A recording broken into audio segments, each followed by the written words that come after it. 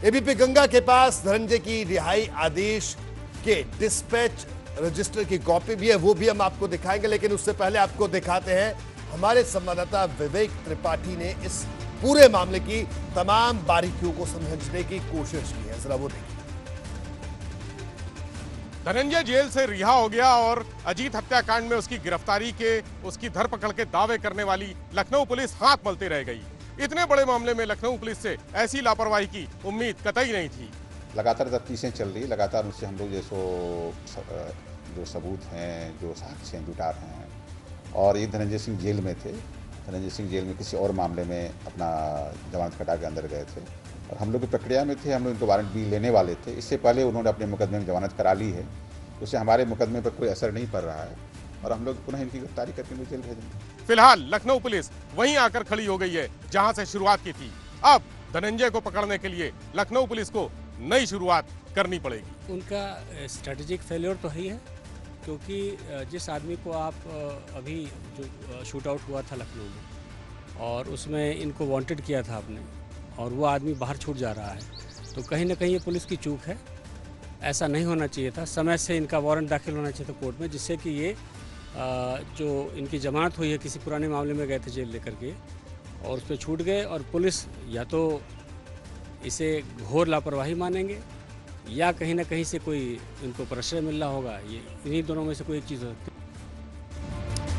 तो और साथ इस वक्त विवेक त्रिपाठी भी मौजूद है। विवेक, धनंजय के मामले में जो कुछ हुआ, जानकारों की बात भी आपने सुनाई, लेकिन बड़ा सवाल यह है कि किसी और मामले में सरेंडर करता है धनंजय, अचानक 25 तारीख को, ठीक है, जमानत मिल गई, उस पर भी हम सवाल नहीं उठाए। लेकिन सवाल यह है कि लखनऊ पुलिस, जिनको अजीत हत्याकांड में धनंजय पर इनाम भी घोषित किया था, तो एक तरफ बेल हो गई। अब क्या लखनऊ पुलिस क्या कर रही है? क्या उस मामले पर लखनऊ पुलिस कोई कार्रवाई कर रही है या धनंजय को बेल मिल गई? क्या लखनऊ पुलिस ने अपनी तरफ से कोई कागजी प्रक्रिया नहीं की? क्योंकि अगर वो करती तो जाहिर सी बात है कुछ और स्थिति होती। क्या कहना आपका?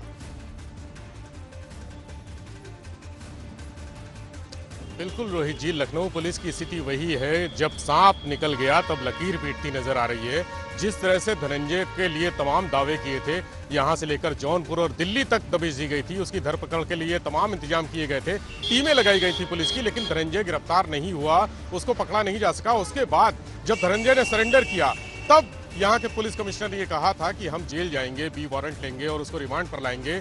जो हत्या का मुकदमा है, संगीन मुकदमा, 6 जनवरी को अजीत सिंह की हत्या हुई थी, उस मामले में धनंजय को लखनऊ जेल लाना था। लेकिन 20 दिन बाद भी जब धनंजय ने प्रयागराज की एमपी एमएलए कोर्ट में सरेंडर किया, उसके 20 दिन बाद भी पुलिस ने इस दिशा में कोई कार्रवाई नहीं की। इससे पुलिस की भूमिका कटघरे में है। सवाल ये उठ रहे हैं कि आखिर ऐसी कौन सी वजह थी, कौन सा दबाव था पुलिस के ऊपर, जो उन्होंने धनंजय का बी वारंट अजीत हत्याकांड में नहीं लिया। अगर ये बी वारंट होता तो शायद धनंजय को इतनी आसानी से जमानत नहीं मिलती।